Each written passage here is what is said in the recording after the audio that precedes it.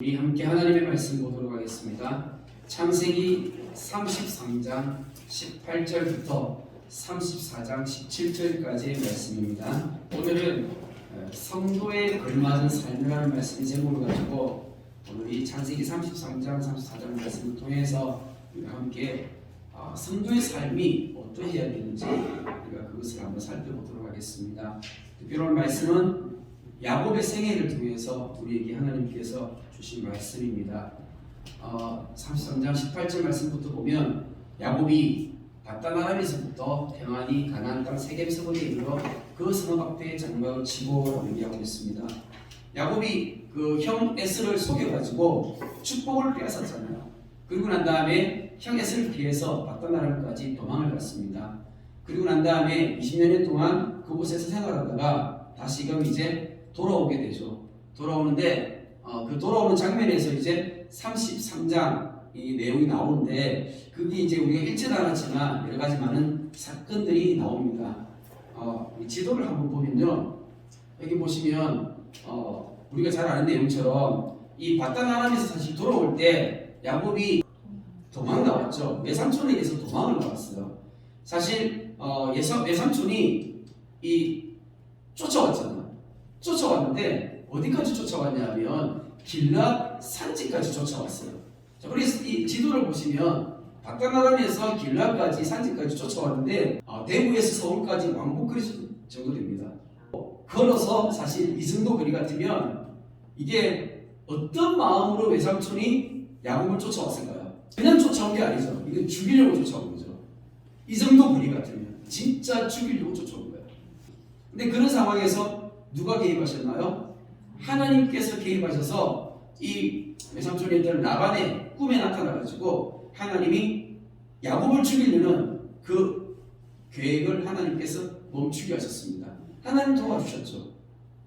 그리고 또 한 가지 사건이 있었습니다. 뭐죠? 바로 이 외삼촌과 헤어지고 난 다음에 야복강을 건너요. 야복강은 어딘 줄 아세요? 야복강은 다음 지도를 보면 이렇게 보이는데 이 바로 이렇게 이 길랏에서부터 이제 요단강을 건너가는 거예요. 이 요단강을 건널 때에 이 요단강에 지류가 하나 있는데 그게 바로 야복강이에요. 그래서 이 야복강에서 누구를 만나요? 하나님을 만나죠. 하나님을 만나면서 그곳에서 이제 이렇게 축복 기도를 받잖아요. 축복 기도를 받으면서 그곳을 브니엘이라고 하나님의 얼굴이라고 이렇게 이름하기도 하면서 그러면서 요단강을 건너게 됩니다. 이 가나안은 하나님께서 약속하신 땅을 우리에게 영원한 이 약속의 땅을 주시는 하나님께서 우리에게 영원한 새 하늘과 새 땅을 주실 거잖아요. 그것을 상징하는 것이거든요. 그렇기 때문에 이 가나안 땅은 굉장히 중요한데 이 가나안 땅에 들어갈 때 반드시 어디를 건너가는 거예요? 요단강을 건너가야 되는 거예요. 이 요단강을 건너갈 때 하나님께서 세례의 의미가 있기 때문에 그래서 이 요단강을 건너가는 것은 굉장히 중요한 의미가 있습니다. 근데 이 야곱이 어디 있어요? 브니엘에서 야복강에서 하나님을 만났잖아요. 하나님을 만났을 때 그때 하나님께서 야곱에게 정말 중요한 바다를 주셨어요. 하나님께서 뭘 주셨나요? 야곱에게 이때 이스라엘이라는 이름을 주셨어요. 이스라엘이라는 이름. 그러면 야곱은 여기서 이제 이스라엘이라는 이름을 받고 난 다음에 그리고 난 다음에 형 에서를 만났고 그리고 요단강을 건너게 되는 것입니다. 자, 그러면 진짜 중요한 게 뭐냐면 이스라엘이라는 이름을 왜 주셨을까요? 하나님께서 야곱에게 이스라엘이라는 이름을 왜 주셨을 것 같아요? 이 이스라엘이라는 이름을 주신 이유는 이제 이 이스라엘 이름으로 살아라는 거잖아요. 아니, 야곱으로 살 것 같으면 이스라엘 이름을 새로 주신 이유가 있어요? 없어요? 없죠.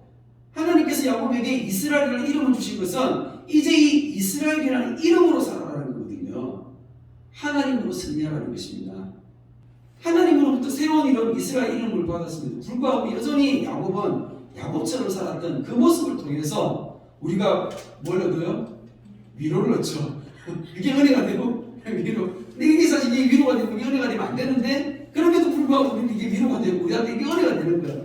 성경을 보면서 참 야곱이 누구 같다? 나 같다. 내 같다. 라는 생각이 드는 것입니다. 33장 18절 말씀 제가 읽어보도록 하겠습니다. 야곱이 바단 아람에서부터 평안히 가나안 땅 세겜 성읍에 이르러 그 성읍 앞에 장막을 치고라고 하고 있습니다. 세겜이라는 곳은 어디에 있어요? 아까 좀 전에 지도를 보니까 어디예요? 여기는 요단강을 건너서 가나안 땅이죠.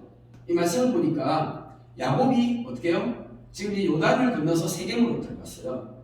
자, 세겜에 들어갔는데 이곳에서 먼저 정착을 하게 됩니다. 정착을 하게 되는데 이 세겜 땅 앞에다가 장막을 쳤댔어요. 이 말은 야곱이 성읍 밖에서 사는 거죠. 왜 성읍 밖에서 살까요? 안에 들어가지 않고. 그 이유가 뭘까요? 야곱이 왜 성읍 안에 들어가서 살면 안 되냐면 그 이유가 있는 거예요. 그 이유가 뭐냐면 하나님께서 처음에 아브라함을 부르실 때 그때 하나님께서 아브라함에게 말씀하셨거든요. 어떤 말씀하셨냐면 하나님이 보실 때 이 가나안 땅이 너무 악한 거예요. 우상을 섬기고 우상이 가득해서 이제 하나님께서 이 가나안 땅을 멸망시키려고 작정하셨어요. 그래서 하나님께서 이 아브라함을 부르시고 그 아브라함의 후손들한테 이 그 자녀들에게 이 가나안 땅을 주시겠다고 약속하신 거예요. 자, 그런데 중요한 게 뭐냐면 이 아브라함의 후손들이 이 가나안 땅에 살면서 이 가나안 사람들하고 섞여가지고 살아버리면 어떻게 되나요? 하나님께서 이 가나안 땅을 멸하실 때 섞여있는 이 백성들을 어떻게 해야 돼요? 하나님께서 가나안 백성들을 멸해야 되는데 이스라엘 사람들이 함께 섞여버리면 멸망을 시킬 수가 없는 거잖아요. 아니면 다 멸망시키든지 이렇게 되는 거잖아요. 그러니까 하나님께서 처음부터 여기에 대해서 말씀하셨어요. 그래서 이 아브라함의 자녀들은 결혼을 할 때도 조건이 있었어요. 어떤 조건인가요? 이 가나안 땅에 살면서 가나안 사람들이랑은 결혼하면 안 되는 거예요. 그리고 이 가나안 땅을 떠나서도 안 되는 거예요. 이삭이 그랬잖아요. 이삭이 결혼을 하는데 자기는 가나안 땅에 사는데 가나안 여자랑 결혼할 수가 없어요. 그리고 가나안 땅을 벗어나도 안 되는 거예요. 그런데 야곱 같은 경우는 그나마 은혜로 외삼촌 집이 저 외국에 바다나라 하란까지 가가지고 거기서 결혼해서 다시 돌아오게 되죠. 자, 그렇게 해가지고 이제 이 가정을 이제 이루고 이제 돌아왔는데 문제는 뭐냐면 그들과 섞이면 안 되는 거거든요. 섞이면 안 되기 때문에 밖에 거주했던 거예요. 자, 그리고 난 다음에 19절에 보니까 그가 장막을 친 밭을 세겜의 아버지 하몰의 아들들의 손에서 베크시타에 샀으며 그 땅을 밭을 샀대요. 왜 샀을까요? 왜 거기 돈 주고 샀을까요? 거기에 정착하려고요. 정착하기 위해서 그 땅을 돈 주고 사게 된 것입니다. 자, 그리고 난 다음에 20절에 보니까 거기에 제단을 쌓고 그 이름을 엘 엘로헤 이스라엘이라 불렀더라라고 얘기하고 있습니다. 엘 엘로헤 이스라엘이 무슨 뜻인지 아십니까? 엘 엘로헤 이스라엘. 하나님은 이스라엘의 하나님. 하나님은 곧 이스라엘의 하나님이시다 이런 뜻이에요. 이 세겜에 들어와서 하나님 앞에 제단을 쌓고 제사를 드렸는데 그런데 하나님께서 이 제사를 받으셨을까요? 안 받으셨을까요? 창세기 28장 20절부터 22절까지입니다. 제가 한번 읽어보도록 하겠습니다. 야곱이 서원하여 이르되 하나님이 나와 함께 계셔서 내가 가는 이 길에서 나를 지키시고 먹을 떡과 입을 옷을 주시어 내가 평안히 아버지 집으로 돌아가게 하시오면 여호와께서 나의 하나님이 되실 것이요 내가 기둥으로 세운 이 돌이 하나님의 집이 될 것이요 하나님께서 내게 주신 모든 것에서 10분의 1을 내가 반드시 하나님께 드리겠나이다 하였더라. 그러니까 야곱이 서원했어요. 언제요? 베델했어요. 그러니까 외삼촌 집으로 도망갈 때 가는 길에 그때 베델에서 밤에 잠을 자면서 꿈에 하나님이 나타나셔가지고 이게 천사들이 오르락내리락 하는 것을 보면서 이곳은 하늘과 맞닿아 있구나 하는 것을 꿈속에서 깨달은 거죠. 이게 깜짝 놀라고 이게 하나님의 집이구나 하는 것을 이제 깜짝 놀래가지고 그래서 여기다가 이제 돌을 하나 이제 택해가지고 거기다가 기름을 부었어요. 이 18절에 보니까 베개로 삼았던 돌을 가져다가 기둥으로 세우고 그 위에 기름을 붓고 기름을 부었다는 말이 무슨 말일까요? 돌을 하나 자기가 머리에다 베개 베고 잤잖아요. 그죠?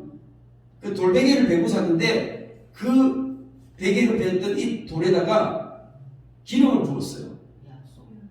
그렇죠? 이 이 돌을 구별한 거예요. 그럼 이 돌은 이제 다른 것과는 전혀 다른 돌인데, 그런데 왜 구별했을까요? 구별한 이유가 있겠죠. 여기 뭐라고 되어 있어요? 22절에 보니까 내가 기둥으로 세운 이 돌이 하나님의 집이 될 것이요. 이게 무슨 말이에요?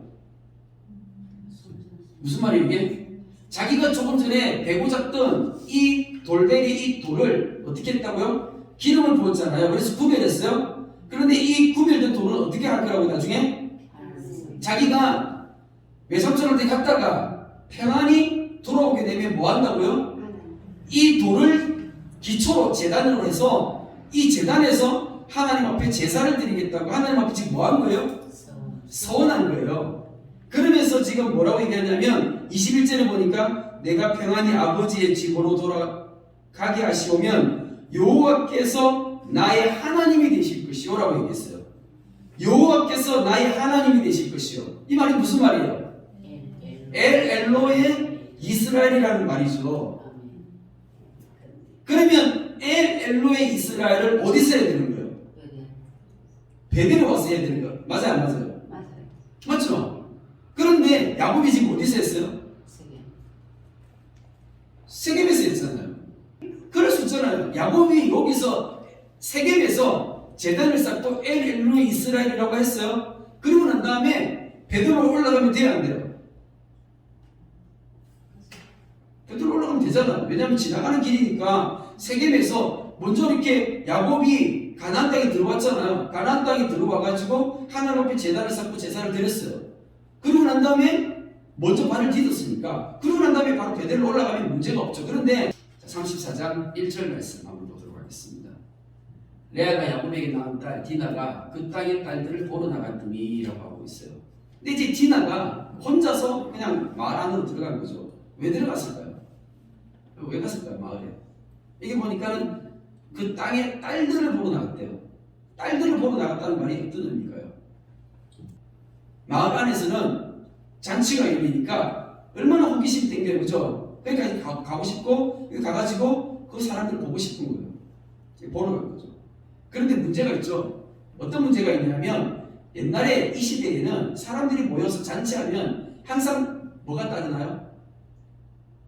우상을 숭배하는 제사가 따르게 되죠. 그렇잖아요.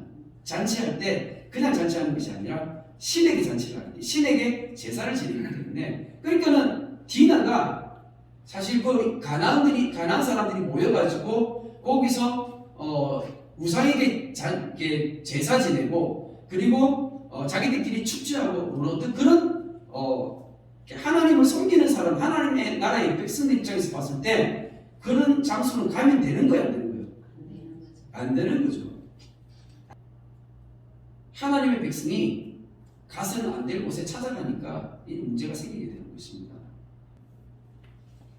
2절 말씀부터 보면 히위 조속주 하몰의 아들 그 땅의 추장 세겜이 그를 보고 끌어들여 강간하여 욕되게 하고, 그러니까 거기 가가지고 추장 세겜이 이 디나를 봤는데 디나가 막 엄청 예뻤던가 봐요.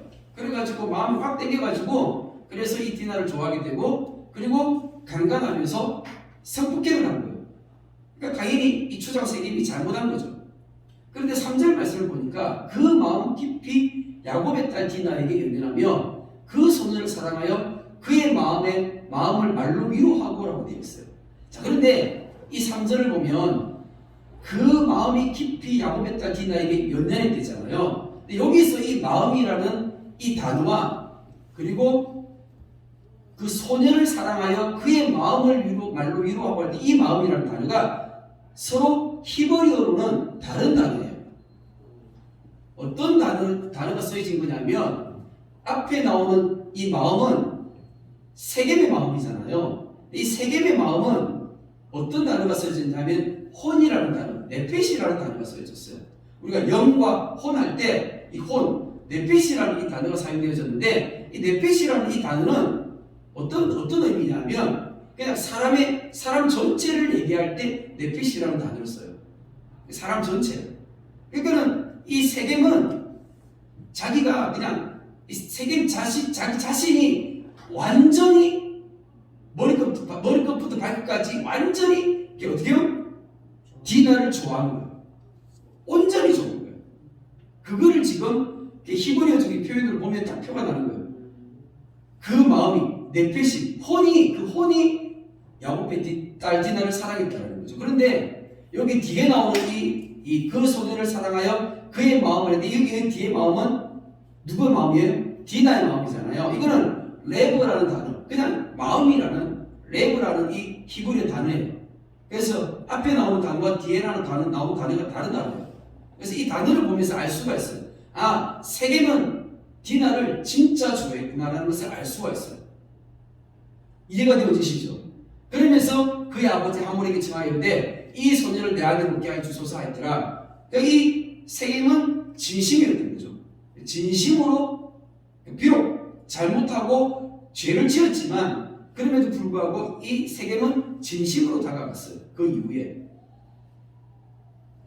자, 그리고 난 다음에 이 야곱이 그 딸 디나를 그가 들의 부탁을 들었으나 자기의 아들들이 들에서 복종함으로 그들이 돌아오기까지 잠잠하였고 세겜의 아버지 하몰은 야곱에게 말하러 왔으며 야곱의 아들들은 들에서 이를 듣고 돌아와서 그들 모두가 근심하고 심히 노하였으니 이는 세겜이 야곱의 딸을 강간하여 이스라엘에게 부끄러운 일 곧 행하지 못할 일을 행하였음이었더라. 하몰은 그 마음의 족장이고 추장이기 때문에 힘 있는 사람이에요. 그러니까 당연히 야곱은 세력이 약하거든요. 별 볼 것 없는 그런 세력이 약한 사람이기 때문에 가서 사과할 이유도 없는 거예요. 그냥 가서 그냥 부탁하는 거죠. 부탁하면서 이야기하는 거예요. 하몰이 그들에게 이르되 내 아들 세겜이 마음으로 너희 딸을 연연하여 하니 원하건대 그를 세겜에게 주어 아내로 삼게 하라. 그런데 뒤에 이제 하몰의 말이 계속 이어지는데 너희가 우리와 통혼하여 너희 딸을 우리에게 주며 우리 딸을 너희가 데려가고 너희가 우리와 함께 거주하되 땅이 너희 앞에 있으니 여기 머물러 매매하여 여기서 기업을 얻으라 하면서 자기들이 요구하는 조건을 내놓는 거예요.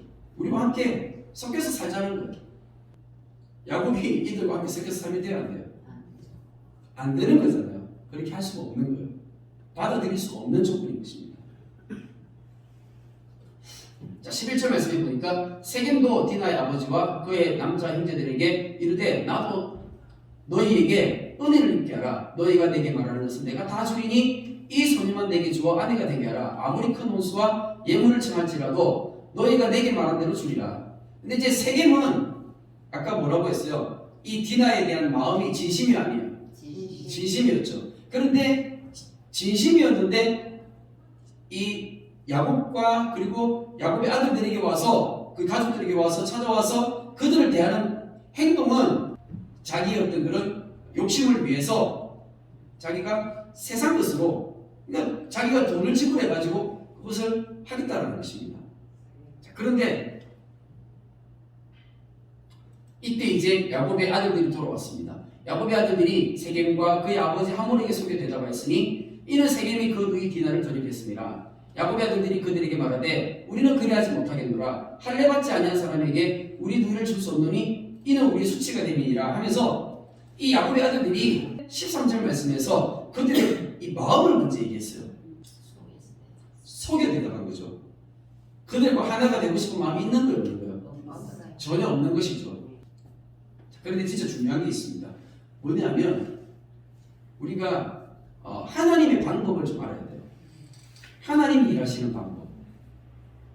하나님이 일하시는 방법하고 사람의 생각은 분명히 다른데 야곱의 아들들은요 어때요? 저들과 가나안 땅 사람들과 섞이고 싶은 마음, 한민족이 되고 싶은 마음이 하나도 없어요.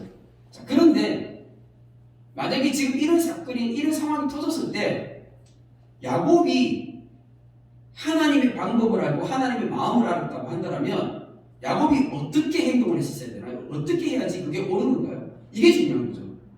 우리가 성경을 우리가 읽으면서 성경을 통해서 이걸 배워야 되잖아요.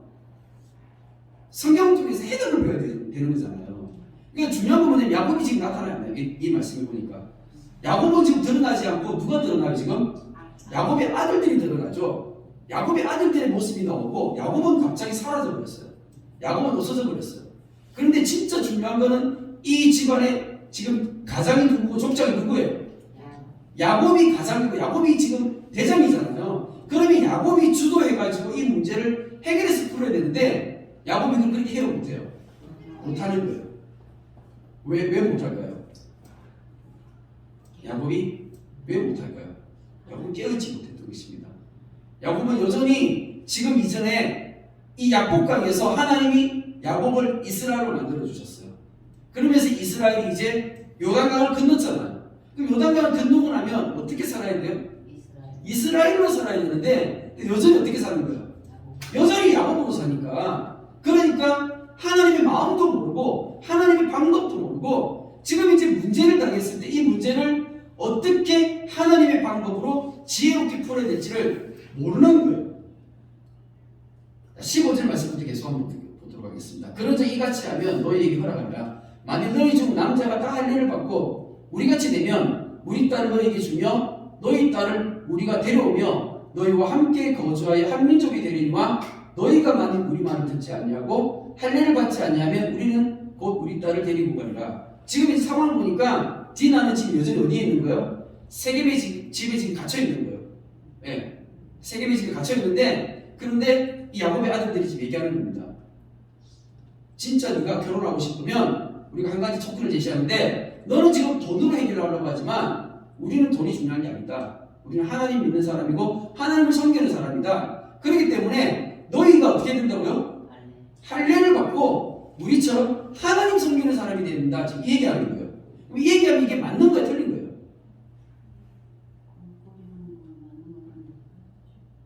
이게 맞는 거죠. 이게 맞는 거예요. 이렇게 해야 되는 거예요. 그런데 야곱의 아들들이 맞는 말을 하면서 그 마음은 어땠던 거예요?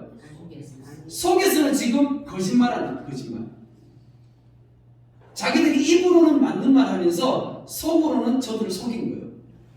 하나님의 방법은 이거였던 거예요. 왜냐하면 세겜의 마음이 어땠어요? 세겜은 진심이었어요? 진심이 아니었어요?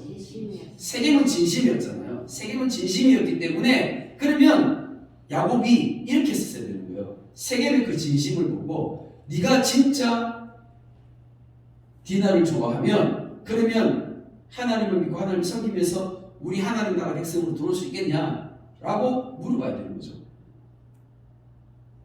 그래서 하나님 나라 백성으로 들어왔다라고 한다면 그러면 그 다음에 이제 어떻게 해야 될 바를 가르쳐 줄 수 있는 겁니다.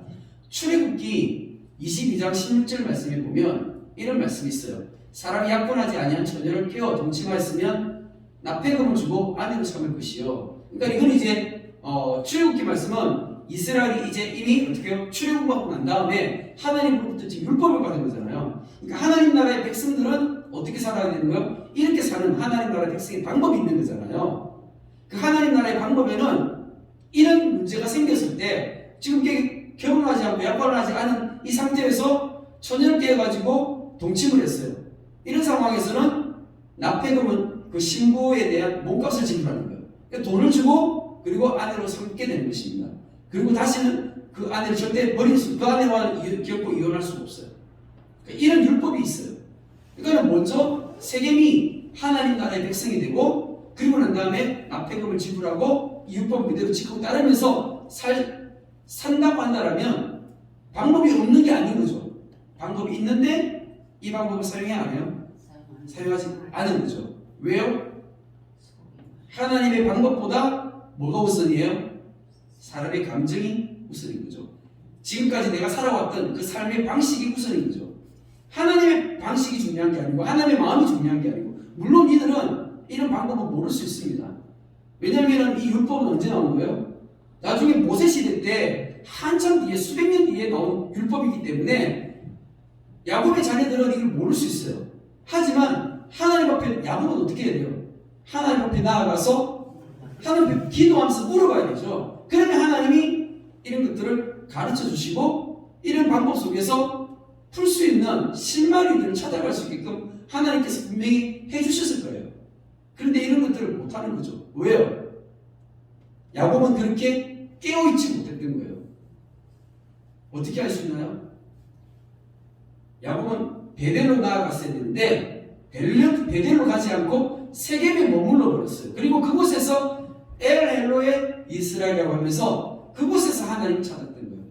근데 하나님은 어떤 분이세요? 하나님은 베델에서 기다리고 계셨던 거죠. 왜 베델에서 기다리고 계시는데요? 야곱이 베델에서 소원했잖아요. 거기서 소원했기 때문에 하나님이 말씀하신 게 아니에요. 야곱이 자기가 기도하고 자기가 소원했기 때문에 하나님은 베델에서 기다리고 계셨던 겁니다. 야곱이 왜 고난받았을까요? 야곱이 고난받았던 이유가 뭘까요? 야곱이 지금 여러 가지 문제가 지금 닥쳤잖아요. 그죠? 왜냐하면 자기 딸이 지금 강간을 당해가지고 지금 어려움에 처해 있어요. 그 상황에서 자기 아들들이 그 세겜을 속여가지고 할례받게 하고 그리고 어떻게 했어요? 그 사람들을 3일 후에 찾아가서 칼을 들고 와서 시므온과 레위가 칼로 남자들을 다 죽여버렸습니다. 엄청난 살인을 저질러 버렸어요. 그래서 그 마을 한 마을을 쑥대밭으로 만들어 버렸습니다. 하나님 보실 때 어때요? 너무나 악한 것이죠. 하나님 보실 때 너무나 악한 거예요. 하나님은 결코 이런 방법을 하나님은 원하지 않으시는 거예요. 하나님의 방법이 아닌 인간적인 방법, 세상의 방법으로 이 사람들이 이 문제를 해결했던 것입니다. 그러니까 당연히 야곱은 고난받을 수밖에 없는 거예요. 그런 상황 가운데 갈 수밖에 없는 거죠. 그러면서 야곱이 뭐라고 하냐면 이렇게 얘기합니다. 30절 말씀, 34장 30절 말씀에 보니까 34장 30절 말씀 야곱이 시므온과 레위에게 이르되 너희가 내게 화를 끼쳐 나로 하여금 이 땅의 주민 곧 가나안 족속과 그리스 족속에게 악취를 내게 하였도다. 나는 수가 적은저 그들이 모여 나를 치고 나를 죽이리니 그러면 나와 내 집이 멸망하리라. 그러니까 야곱의 마음 가운데 지금 어떤 마음이 있어요? 지금 엄청난 두려움이 몰려오고 왜냐하면 이 세겜 마을과 동맹한 그런 이제 이 가나안 족속들이 있을 거 아니에요. 그러면 그 가나안 족속들이 주변에 있던 이웃 족속들이 분명히 쳐들어와 가지고 야곱을 멸망시킬 거란 말이에요. 그러니까 야곱은 이제 언제 죽을지 모르는 이 두려움 속에 지금 떨게 돼 있어요. 그런 상황 가운데 지금 놓여 있었던 것입니다. 야곱이 고난받은 이유는 이거예요. 오늘 우리 말씀의 제목처럼 하나님께서 주신 이스라엘의 이름에 걸맞은 삶을 살지 못했기 때문인 것입니다. 이스라엘은 이스라엘로 살아야 되죠. 우리는 하나님 나라의 백성, 우리는 이제 성도라는 이름을 얻었어요. 그렇잖아요. 우리가 교회를 다니면서 이제 우리는 주님의 교회라는 성도라는 우리는 이름을 이제 얻은 것입니다. 하나님의 자녀가 되었다고요. 그럼 우리가 어떻게 살아야 되죠? 하나님의 자녀답게 살아야 되는 것입니다. 하나님의 자녀답게 살기 위해서는 어떻게 해야 돼요?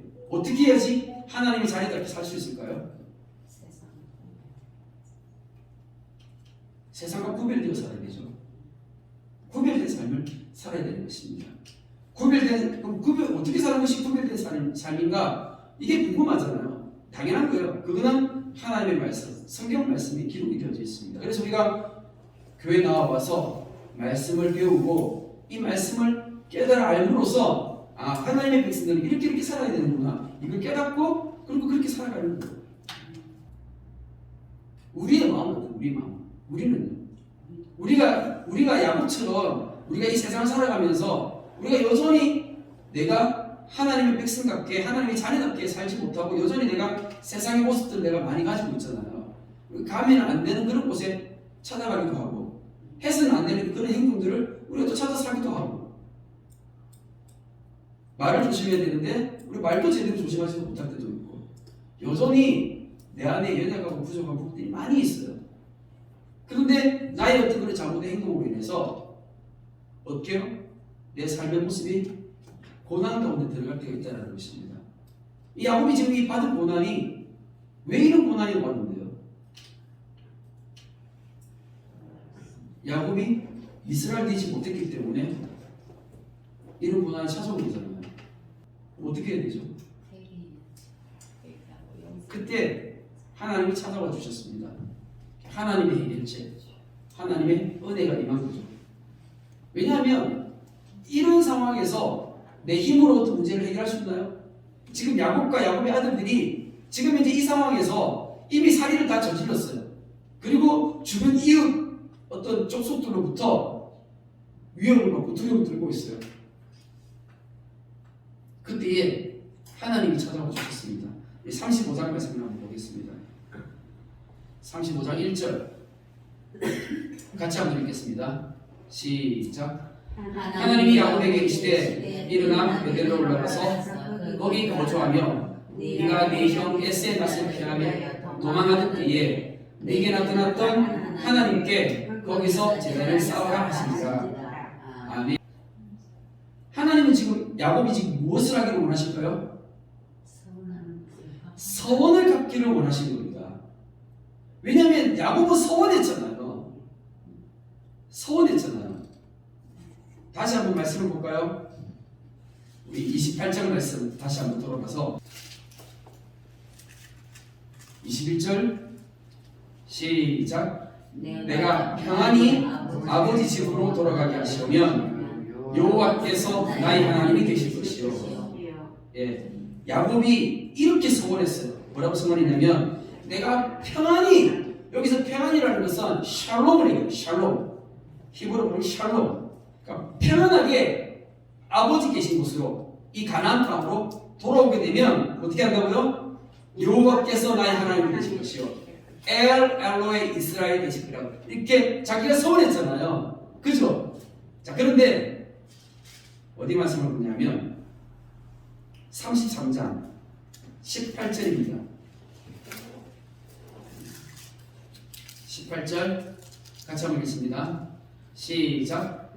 야곱이 박담 아람에서부터 평안히 가나안 땅 세겜 성읍에 이르러 그 성읍 앞에 장막을 치고. 아멘. 여기 보니까 어떤 단어가 보여요? 평안이라는 단어가 보이죠. 그러면 누가 약속을 지킨 거예요? 이 야곱의 서원에 대해서 누가 약속을 지킨 거예요? 하나님께서 약속을 지키신 거예요. 자, 그러면 이제 누가 약속을 지킬 차례예요? 야곱이 약속을 지킬 차례죠. 근데 야곱이 어떻게 했어요? 세겜이 더 좋아 보이니까 그냥 그 세겜에 정착을 해버리고 그곳에서 하나님 앞에 제단을 쌓고 어떻게 해요? 엘로헤 이스라엘이라고 그렇게 부른 거예요. 서원은 함부로 하면 안 되는 것입니다. 야곱이 어떤 마음이었는지 어떤 생각이었는지 이것을 다 이해할 수 없지만, 그런데 야곱이 많은 것을 잃어버렸습니다. 너무나 많은 것을 잃어버리고 그러고 난 다음에 깨닫게 된 것이죠. 35장 2절 말씀입니다. 제가 한번 읽어보겠습니다. 35장 2절. 야곱이 이에 자기 집안 사람과 자기와 함께한 모든 자에게 이르되 너희 중에 있는 이방 신상들을 버리고 자신을 정결하게 하고 너희들의 의복을 받고 입으라. 야곱이 베델로 올라가기 전에 먼저 뭐 했어요? 그 집안에 있는 뭐부터 없앴어요? 우상부터 다 없앤 거예요. 하나님 외에 다른 것들. 이 다른 것은 뭐냐면 지금 디나가 사실 자기 집에서 있으면서 사실 그 마을 안에 있는 뭐가 더 좋아 보였어요? 세상 문화가 더 좋아 보였죠. 그 성읍 안에 있는 여자들을 보니까 아마 화장도 하고 치장도 이쁘게 하고 옷도 다르게 입고 그렇잖아요. 그런 것들이 훨씬 더 좋아 보였을 거예요. 그러니까 그 여자들을 보러 갔죠. 문화라는 이름으로 스며들어온 것들. 세상의 문화가 우리 집 안에 스며들어와요. 근데 이게 알게 모르게 내 가치관과 내 생각을 바꾸는 거예요. 나는 원래 하나님의 자녀이기 때문에, 하나님 나라 백성이기 때문에 하나님의 마음에, 하나님의 말씀에 내 생각이 맞춰져야 되는데, 그런데 나도 여전히 어떻게 해요? 세상의 생각과 세상의 방식이, 세상의 가치관이 나를 지배하고 있는 거예요. 그걸 어떻게 해야 된다고요? 버려야 되는 거예요. 베델로 올라가기 전에. 그리고 너희들의 의복을 바꿔 입으라. 옷을 바꿔 입으라는 거예요. 사실 우리가 전에 이렇게 요한계시록 말씀을 본 것처럼 흰옷 입은 성도들이 나오잖아요. 흰옷이 뭐예요? 깨끗하고 옳은 행실을 얘기하는 거예요. 하나님이 보실 때 거룩하고 구별된 옳은 행실을 얘기하는 것입니다. 그러니까 이걸 바꾸고 있는 거예요. 나의 삶의 모습이 이렇게 변화가 일어나야 된다는 것입니다. 3절 말씀에 우리가 일어나 베델로 올라가자 내 환난 날에 내게 응답하시며 내가 가는 길에서 나와 함께 하신 하나님께 내가 거기서 제단을 쌓으려 하노라. 이게 야곱의 깨달은 마음이었습니다. 그리고 4절 말씀에 그들이 자기 손에 있는 모든 이방 신상들과 자기 귀에 있는 귀고리들을 야곱에게 주는지라.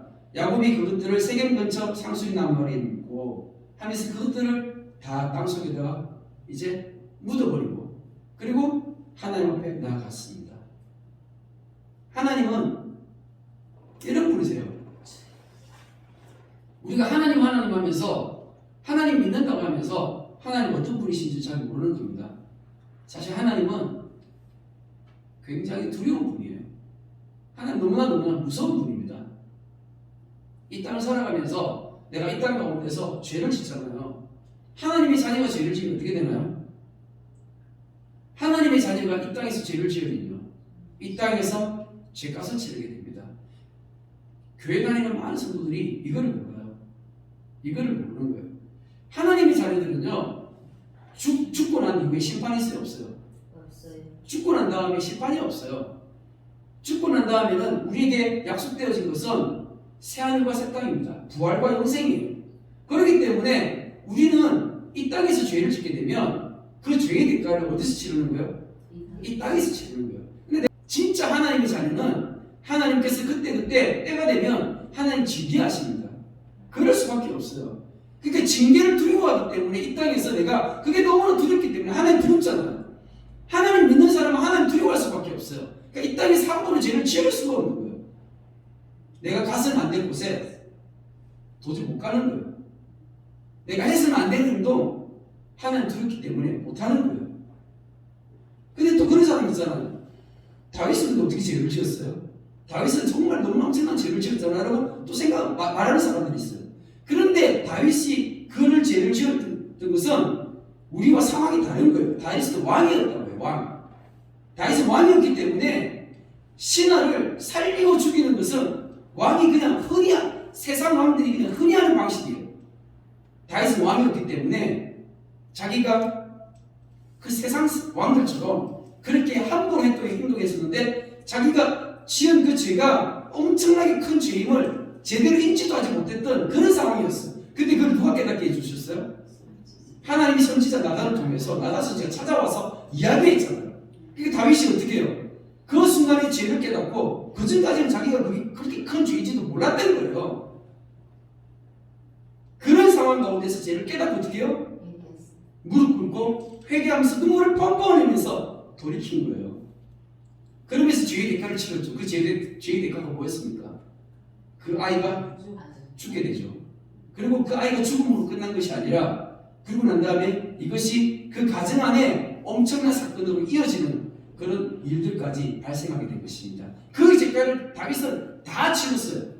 다 치렀던 것이에요. 성경을 모르니까 하나님 두려워할 마음이 없는 거예요. 하나님 진짜 믿는 사람은요, 하나님 두려워서 함부로 할 수가 없는 거예요. 야곱이 이스라엘 되고 나면 그러면 하나님 두려워할 수 있는 거예요. 내가 진짜 하나님의 성도가 되고 하나님의 자녀가 되면 그러면 하나님 두려워하는 마음 때문에 내가 함부로 할 수가 없는 거예요. 내 삶이 함부로 되어지는 게 아니에요. 마태복음 말씀에 분명히 나오잖아요. 10천의 비유로 나오잖아요. 5천에는 지혜롭고 5천에는 미련했어요. 그 미련한 5천은 어떤 사람이었어요? 깨어있지 못했잖아요.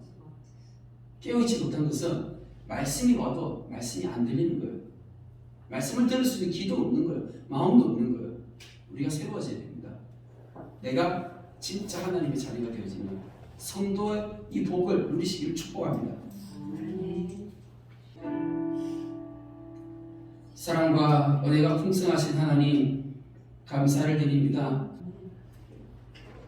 하나님은 야곱이었을 때 찾아가셔서 이스라엘로 그렇게 불러주셨습니다. 그럼에도 불구하고 야곱이 이스라엘로 살지 못하고 여전히 야곱으로 살았던 그 연약한 삶의 모습을 통해 주님 나 자신을 또한 되돌아봅니다.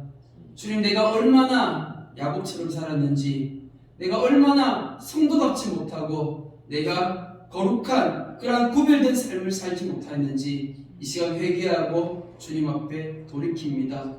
주님, 이제 은혜를 베풀어 주셔서 이제는 말씀으로 살아가기를 간절히 기도합니다.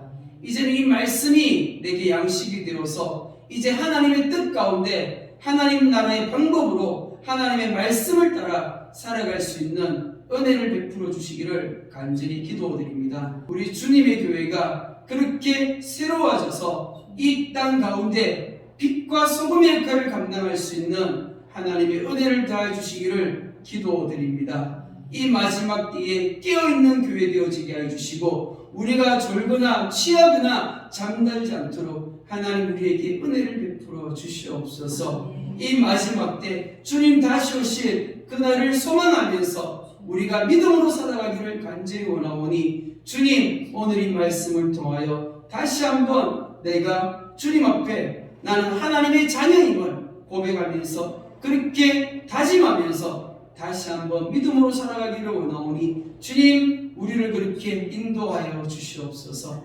감사를 드리오며 살아계신 예수 그리스도 이름으로 기도드립니다. 아멘.